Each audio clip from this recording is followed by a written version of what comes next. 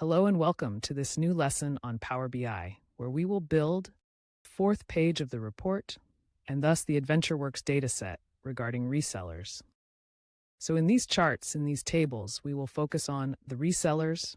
So we will build these two histogram charts, in which in both cases, on the y-axis, we will have the resellers, while on the x-axis, we will have in one case the region of the world, in the other the state or province. And then we will build these three tables where we will have the city, the state, the province, or the region of the world, so that when we go to select, for example, Canada, we will see that in Canada we have the retailers. As you see, not in all the states, because the states are 1, 2, 3, 4, 5, 6, but only in Ontario, Quebec, this other state, and in the state of Alberta. This is called British Columbia.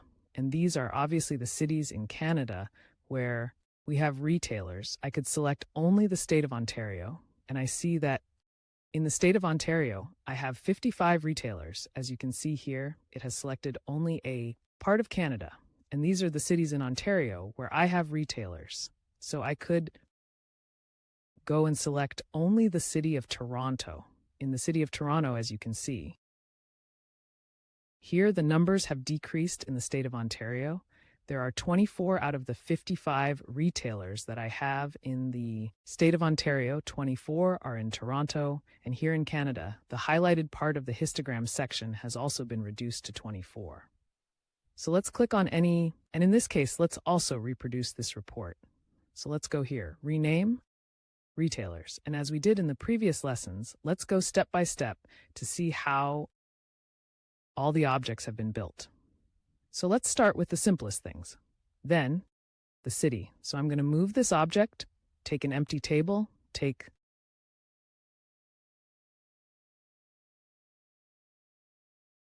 the city and simply add it. So here I need to go to retailers, then in the retailers table and put the city field. So let's format it a bit right away.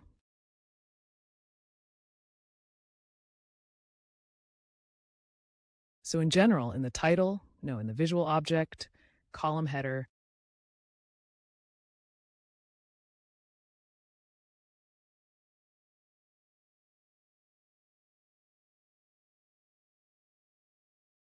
let's write it a bit larger, bold, and make it this color here. Let's move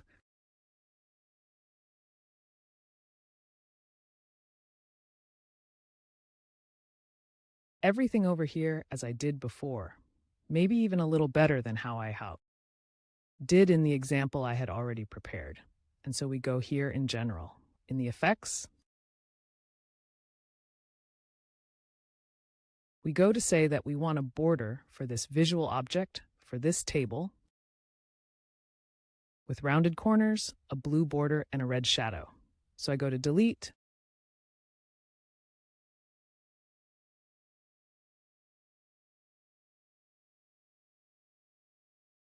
what I did. Let's take the state-province table. Here we can do it very quickly, copy and paste, and I simply go to change the data source of this visual object.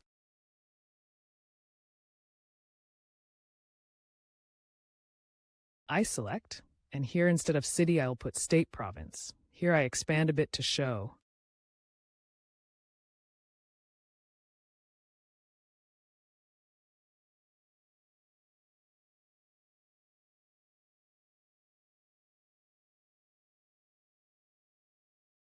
the entire text state province. Okay, and then there's the region of the world. So I remove by clicking here on the X state province and put country region.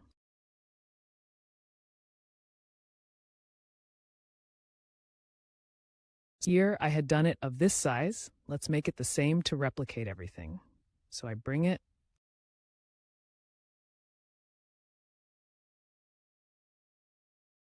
up here. And with the same technique, when I see the red, it means we are at the size of what is below. There it is. We have replicated it perfectly. Let's go to delete. This, And now let's take care of this visual object. So I do it here. We are going to take care of the two histogram charts. So let's first take the one related to the regions of the world. Control C, I copy it, click on the white to deselect everything.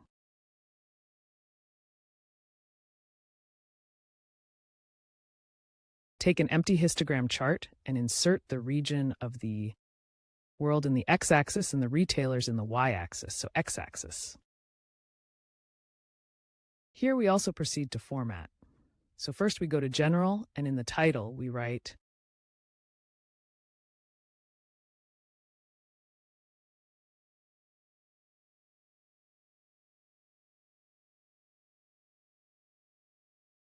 Distributors by World Regions, and we go to the visual object on the x-axis in the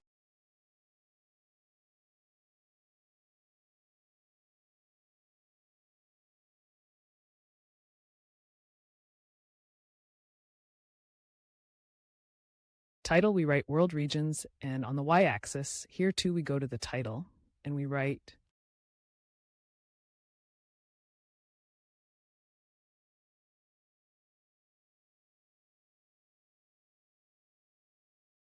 Distributors.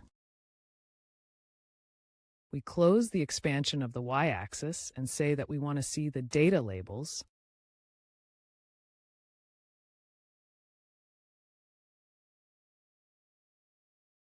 So how much data is there? How many retailers do we have in the various regions of the world? So one not applicable means that in one row of this data set with 18,000 rows, it does not indicate the region of the world. So let's go ahead and build the other and final histogram chart. Against the C, we bring it over here. I click on the white.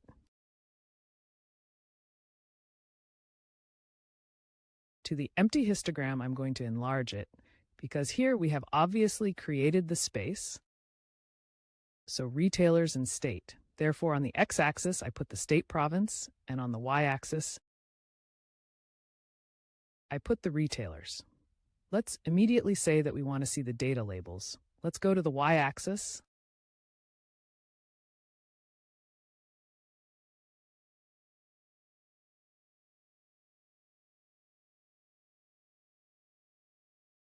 In the title to write state province, and on the y-axis in the title to write retailers.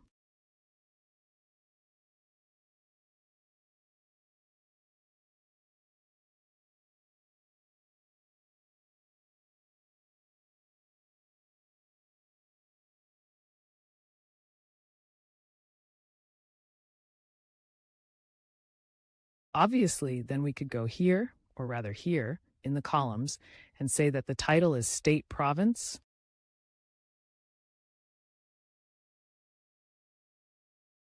The columns we want to see in this color here rather than in this other one. So I go to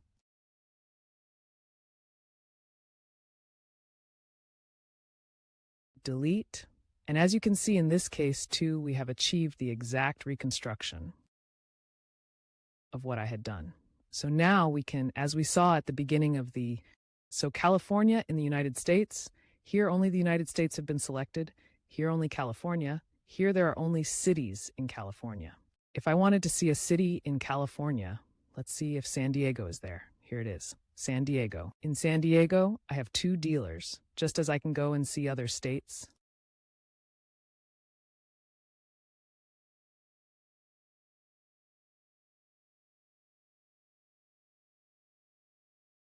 For example, Florida, or I can go to see France. What is the situation of the retailers in France? And I see that I have S on, and in this other department, which is not fully visible now. Sign of Paris, so 12, 6, and 6.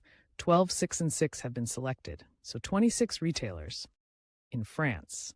These are the departments and these are the cities. Here's the result. We select Germany. Here's the result. Here it only says Germany.